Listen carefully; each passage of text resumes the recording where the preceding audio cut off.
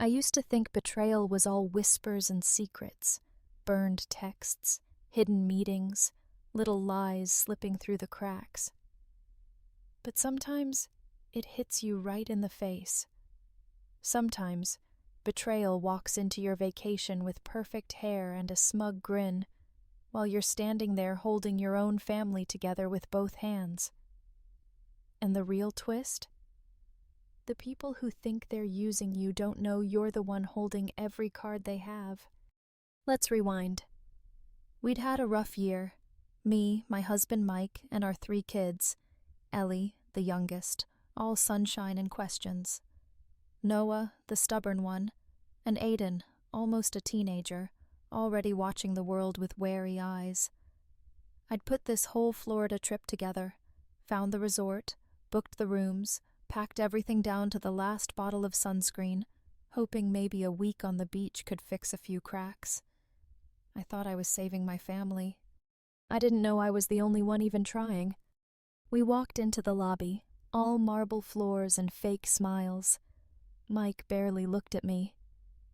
"I booked 3 rooms," he said, tossing his credit card to the receptionist like he was the king of the world. "1 for me, 1 for Beth, 1 for the kids." I heard him, but it didn't make sense.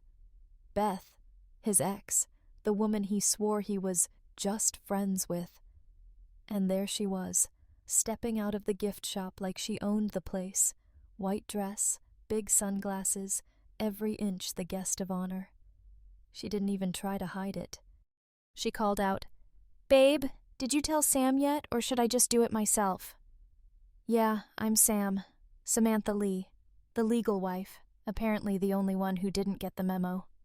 I felt the eyes of the whole lobby on us, but Mike didn't care. Beth didn't care.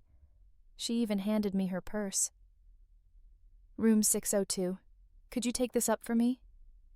The fake sweetness in her voice made my skin crawl. Ellie tugged at my shirt. "Where are we sleeping, Mom?"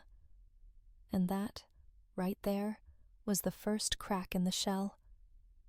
I looked at my kids, then back at Mike, then at Beth, and for the first time in a long time, I realized I was on my own.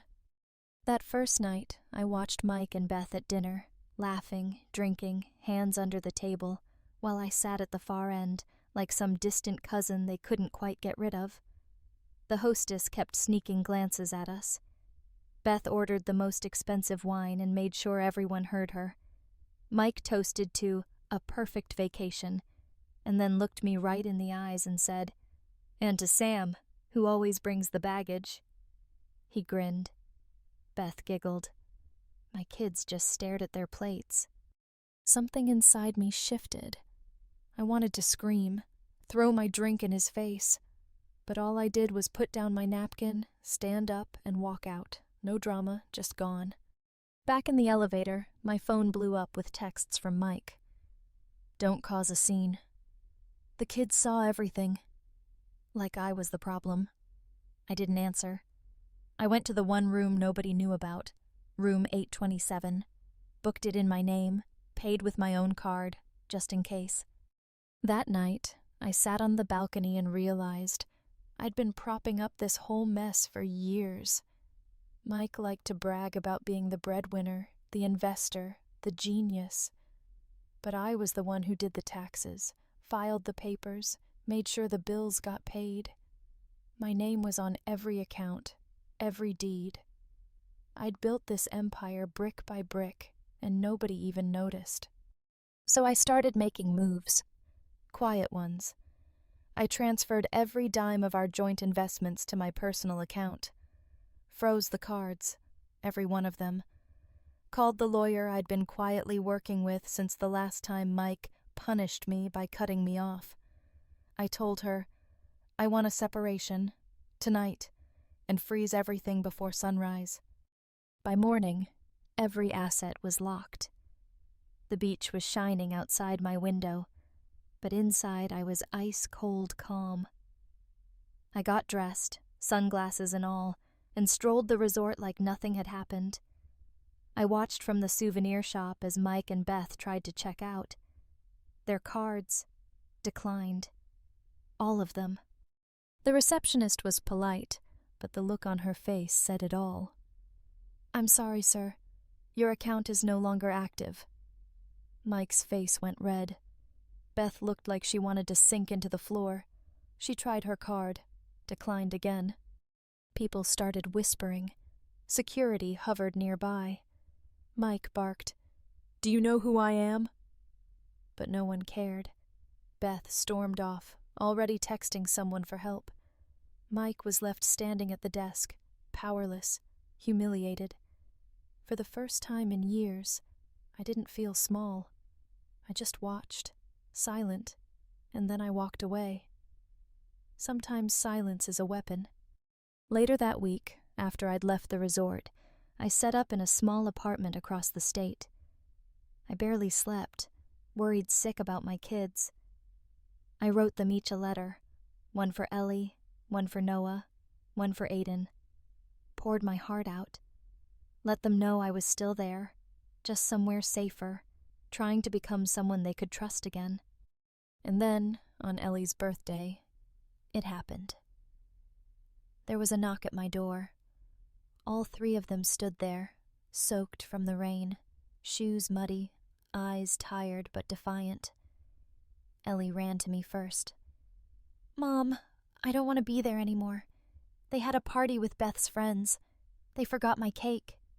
Noah and Aiden followed. "We left after Beth yelled at Ellie for crying," Aiden said. "I said enough was enough." I brought them inside. Just like that, the four of us became a team again. No mention of Mike, no mention of Beth. Just us. I focused on giving my kids a real home. Meanwhile, Mike lost everything, bit by bit. The house, my name. The car, my name. His precious company. Couldn't pay the lease, staff gone, doors closed. Beth was gone too, after her own card got declined at a boutique. No note. Just, "I'm done." Then came the final blow. My lawyer sent Mike the eviction notice. He had a week to leave the only home he'd ever bragged about. Neighbors told me he screamed at the movers, begged lawyers for help, but nothing worked. The BMW got towed. His cards were all dead. He tried to message me through Aiden's old phone. "Tell your mom I'm sorry." I stared at that message a long time. Deleted it. Not because I was bitter, but because some things just don't matter anymore. I put together a document, 37 pages, of every bill I'd paid, every hour I worked for free, every opportunity I gave up. I sent it to Mike. No reply. Didn't need one. So here I am, sitting in my new living room, kids laughing in the kitchen, the air finally peaceful. Mike lost everything, not because I wanted revenge, but because I finally let go. And you know what? Sometimes justice is quiet. Sometimes it just looks like walking away and letting them live with the mess they made.